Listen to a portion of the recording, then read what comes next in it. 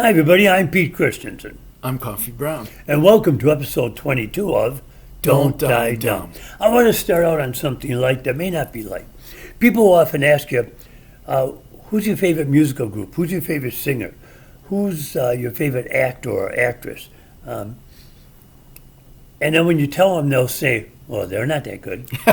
Well, What's your favorite color? Oh, I don't like that one. and I wonder about that because, okay, one of my favorite actors is a man, I don't think he's with us anymore, called Michael J. Pollard. He was in Bonnie and Clyde, kind of a rubbery face guy. He was in the movie Scrooge. And he's not a great Shakespearean actor, but he was in so many movies, like the Western actor Jack Elam. Wasn't a handsome man, wasn't a leading man, but they both were in so many movies because they were always believable. Some music I like, Marshall Crenshaw. Nobody likes Marshall Crenshaw. He's good, he's had a couple of hits, but that's not the point. Why do people put down other people's likes? Why can't they be happy for them? All the way back in ancient Greece, they were trying to solve this, and of course China, ancient Chinese philosophers as well. People have tried over and over to make some kind of science out of aesthetics. And, I was once an art major, and man, if you want to irritate those guys, say, I don't know much about art, but I know what I like. Yeah, that's And you know what? I don't know much about art, but I know what I like. So if I like a movie that you don't judge me, bro. Just say, hey, okay, that one didn't work for me. You know, we don't all have to like the same stuff. And in fact,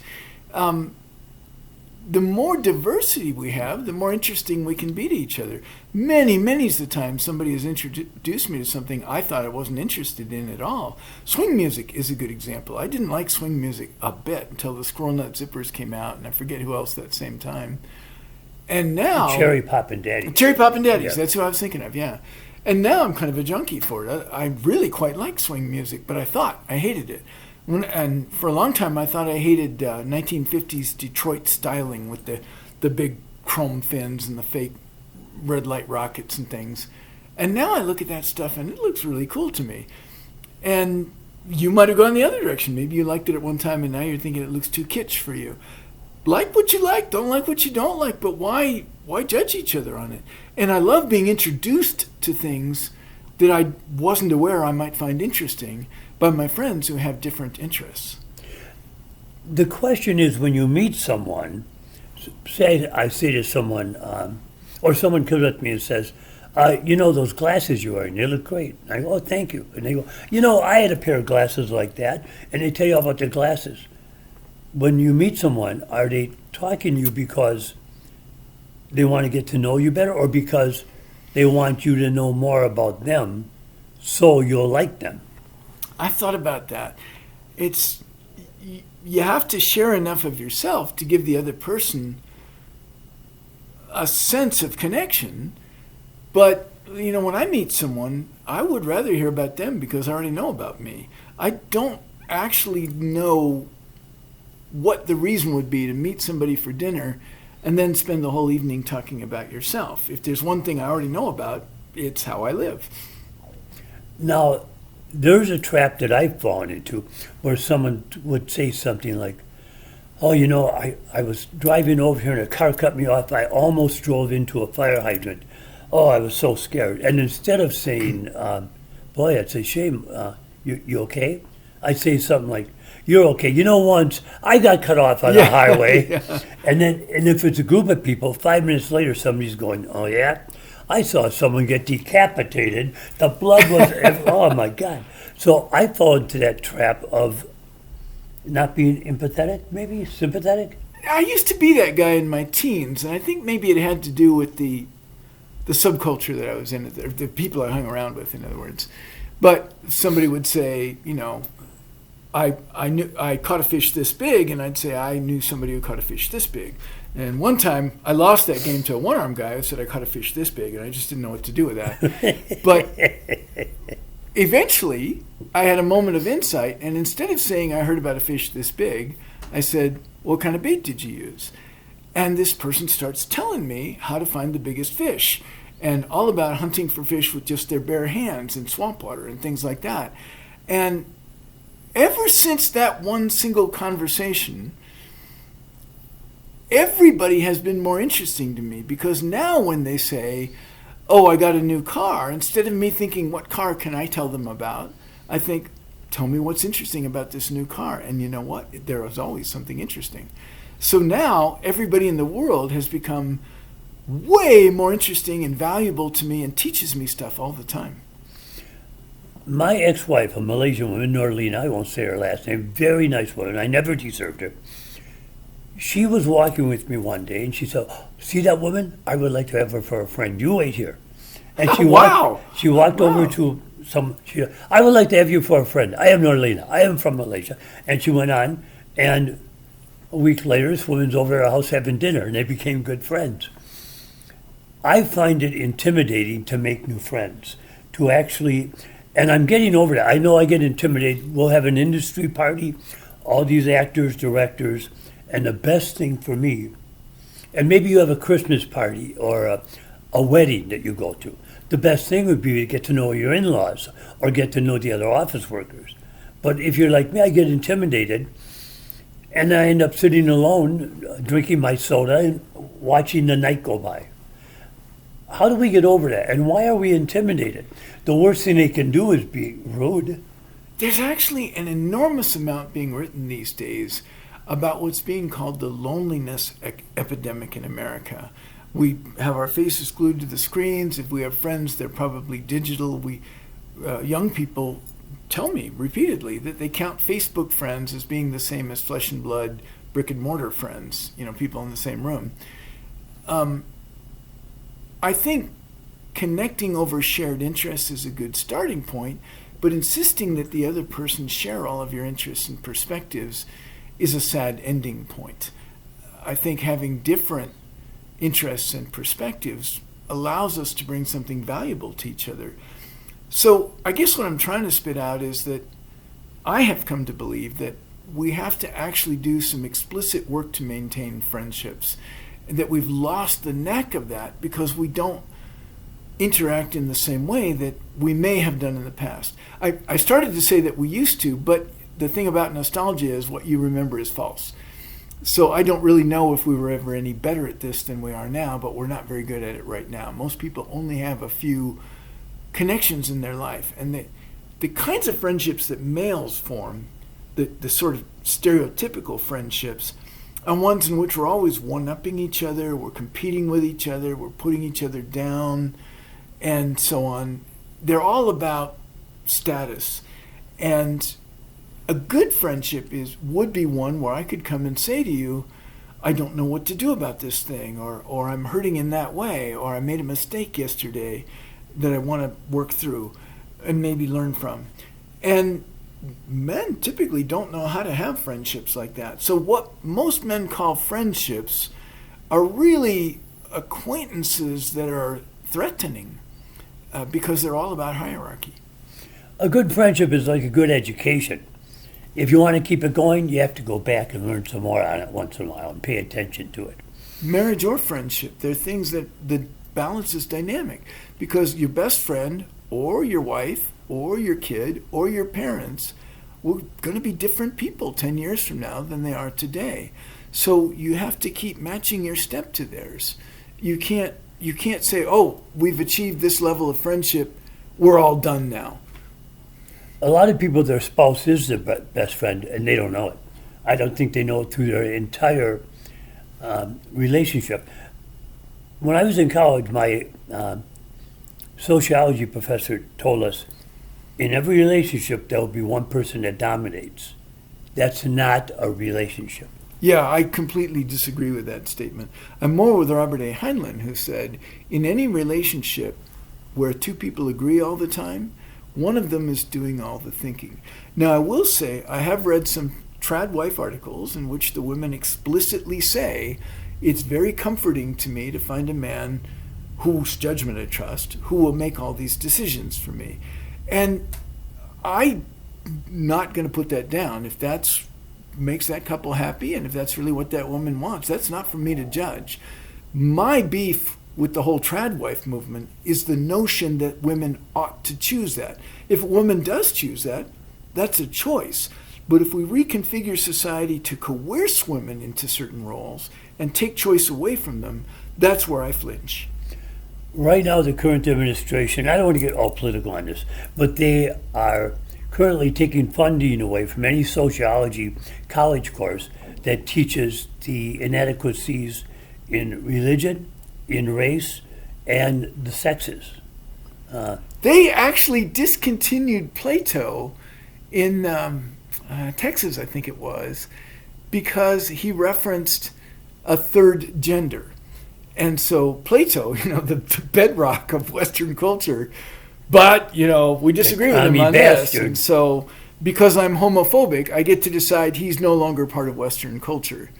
I'm not gay, neither of us is, but it's never occurred to me to really care whether anybody else is. Those of you who have an issue with this, tell us why. Why do you think it matters what somebody else's orientation is? Why is that something that keeps you up at night?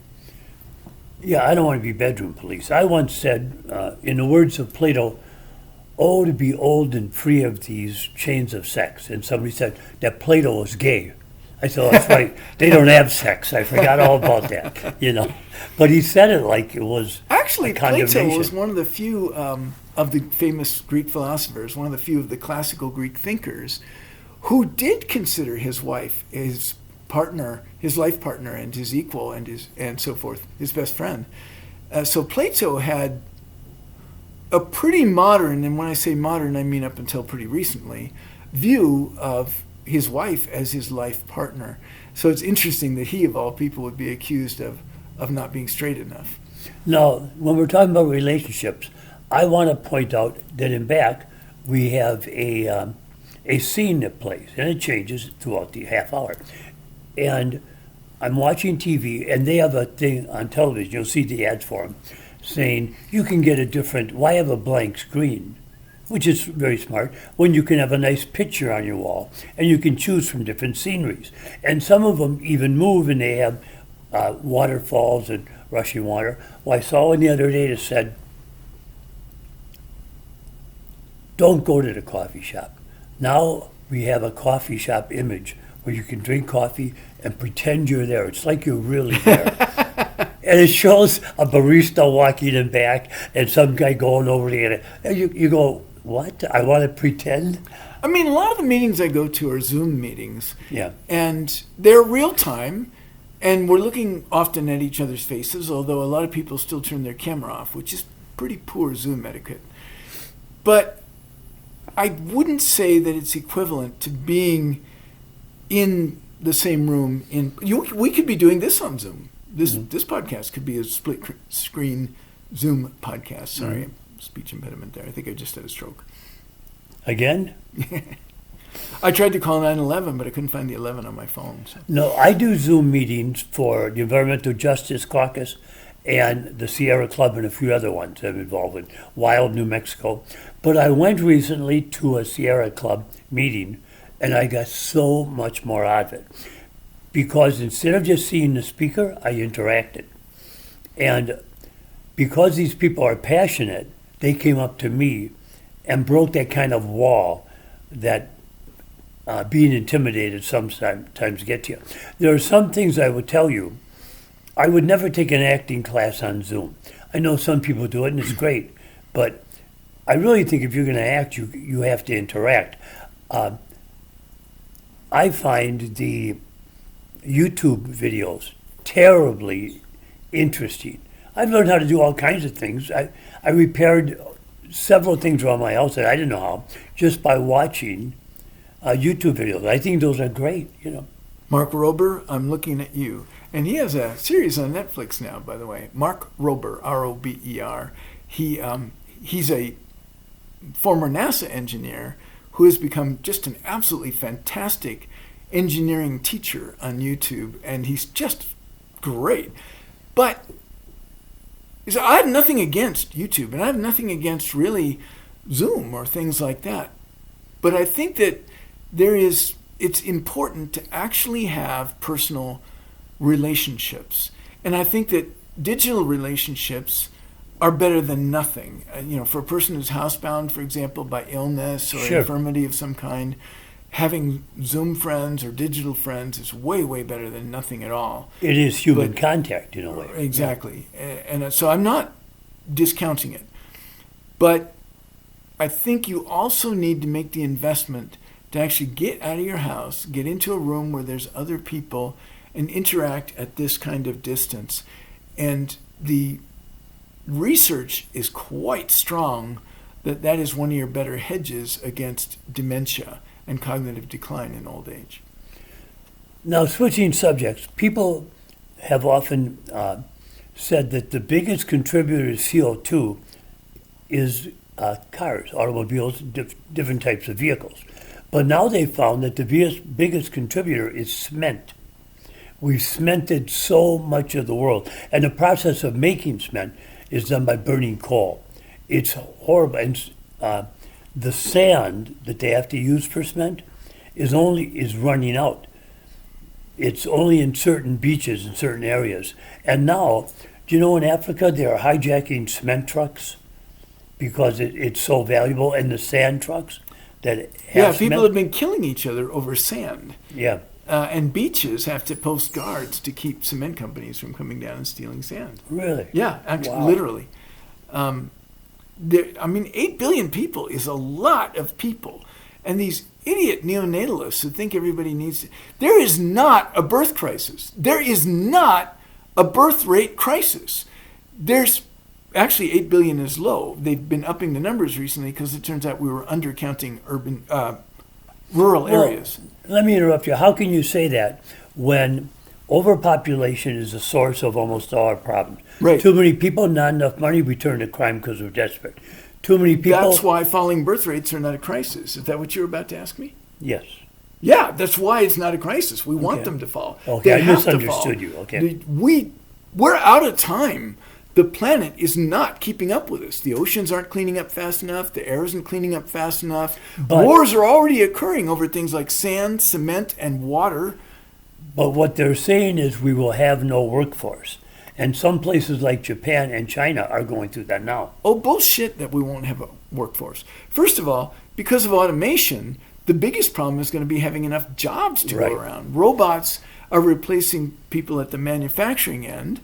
AI is replacing people at my end, at the deep end of the pool, the cognitive end of the pool, I should have said. Physicians, even.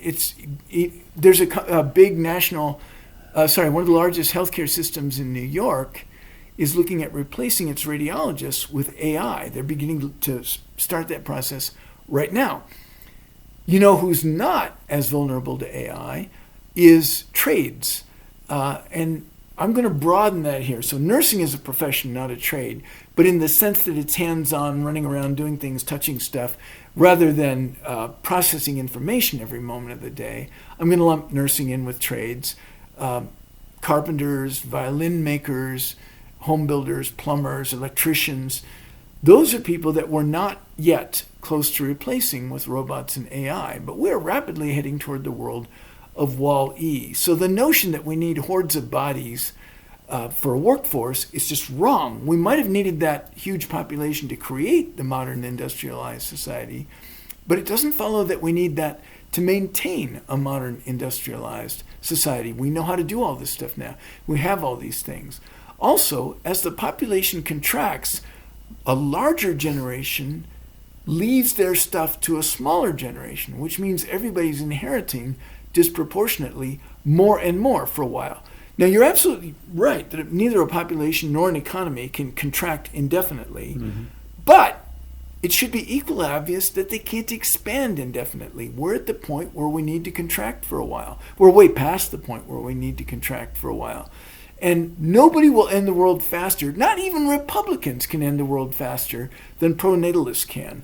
This whole notion that we're going to get into breeding wars or that everybody needs to have a bunch of kids has been unsustainable throughout the 20th century. The world population has more than cubed since I was born. More than cubed since I was born. That should scare you more than if I said there's a nuclear bomb loose in LA and we don't know where it is. Now, Many people are abandoning their political beliefs because gas prices got so high.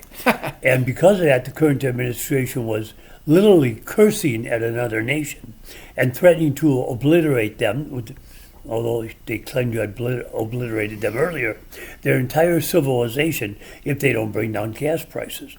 Now, they've opened the Strait of Hormuz, but it's not really open. Israel bombed Palestine again, and they have lost track of all their mines. And they say they won't open it until we stop our blockade. The whole situation, we created it, and it's a freaking mess. And it's going to affect the world economy.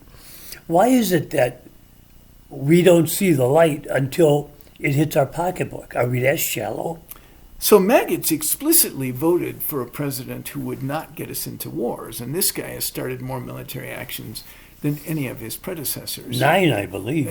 Kind of randomly, while claiming to have stopped 8 wars and demanding a Nobel Peace Prize, which finally FIFA, the soccer club, gave him because he just needed one. And also did you stop a fight on the field? Cut it out, you guys. The elected president of Ecuador, Yeah. Venezuela, pardon me, gave him her Nobel Peace Prize just to mollify him, and it didn't do any good. It didn't mollify him.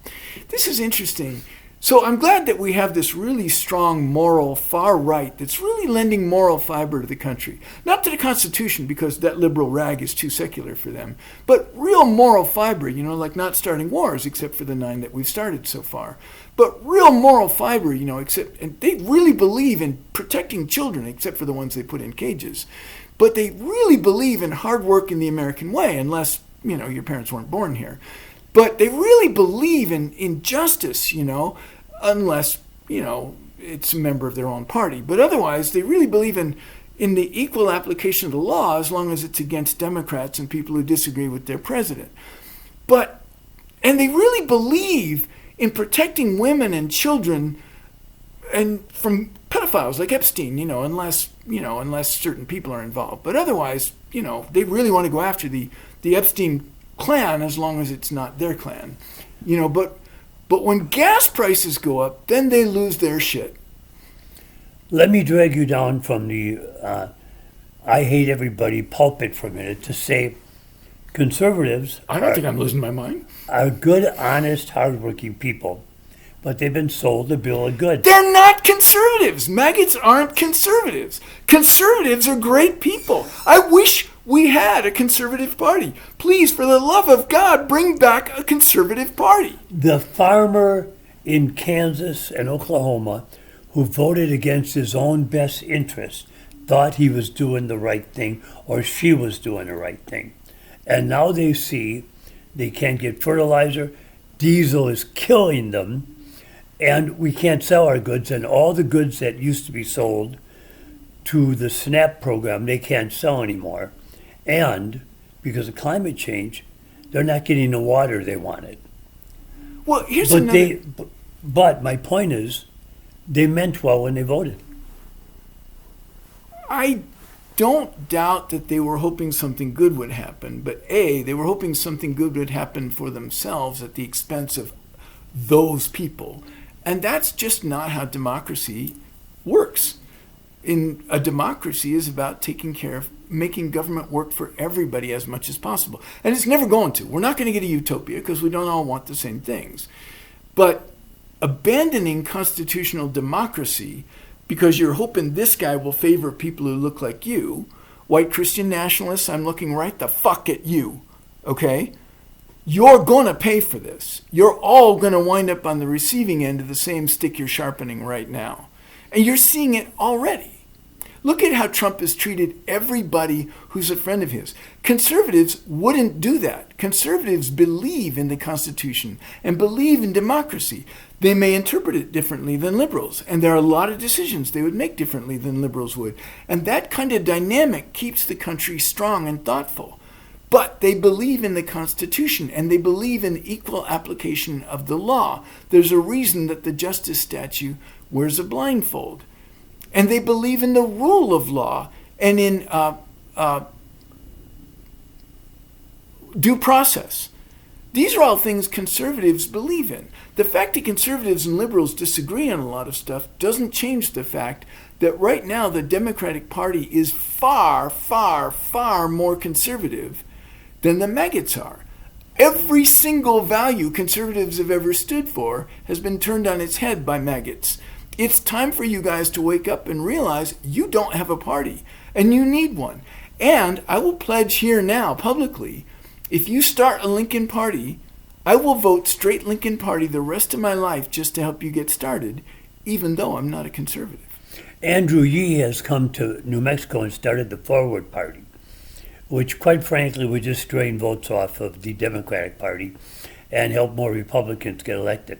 But the question is now, I have two friends that are retired lawyers, and when Trump got in office the second time, they said, I don't see any way out of this. I don't see how we will not lose our democracy. If we take over, if Republicans do not control the Congress and the Senate, is there actually a way back anymore? I'm not sure that there is. Trump has bluntly said he wants Republicans to control the elections. And he's still peddling this lie about a stolen election from before. Why? When he knows there's no evidence? Because he's using it as a justification to steal the next one. So, America, I think you may have missed your window on that last election. If you have a window left, and I'm not sure we do, it's the midterms. I feel about democracy the same way I feel about the environment. I can't give up on it. Right. As dark as it seems, do you know that on Bikini Island and one of the other islands of the Atolls, I believe, where we dropped bomb after Azores. bomb, to test them, they found out that under orange trees, the ground is clean again. For some reason, and they haven't sent people in to further research it, but they're doing it in independent labs separately, that clean the area. In an area where we thought there was no hope, there was a little ray of hope. So I haven't given up on any of this yet. I want to see I'm not giving up a better either. day. Yeah, I was getting pretty nihilistic there. I will say America has been in a hole this deep before. We had the Civil War. John Adams openly advocated for assassination of Jefferson when they were running against each other. We've been down this road before, but the fact that we've pulled back is no more reassuring to me than when a drunk driver says, I've done this a dozen times and never hit anybody. One of these times you will, and then it's game over. So this is a crucial time in America's history, absolutely pivotal. If we want to remain a constitutional democracy, and I recognize that a lot of people do not want that. It's explicitly what they don't want. Project 2025 is about replacing the Constitution with a minority view. But if we want to remain a constitutional democracy, then we need to take this as seriously as it merits. Only 40% of Americans vote. The Generation Z, I think that's 18 to 26, 50% of them vote. Only 35 in midterms, but 50%. They're getting more organized. Whether you're on the right or the left, if you just vote, that helps 100%. At least it would be nice to know that if America is going to shoot itself in the head, it's actually something that the majority of us think is a good idea. The more people that vote, the more representative the government can claim to be. By the way, a sliver of a percent is nothing like a landslide win. We need a landslide. We need a midterm landslide repudiating the maggots. But we do not want to exterminate conservatism. I know I'm repeating myself, but we can't overstress. Maggots have nothing to do with conservatism. Nothing. They keep claiming it, but saying it over and over doesn't make it true. I've been saying for years that I'm handsomer than Brad Pitt, but nobody ever believes it. On that note, we've used up our time and some of yours. I hope you enjoyed it. Tune in next time. I'm Pete Christensen. I'm Coffee Brown. Remember, Don't die dumb.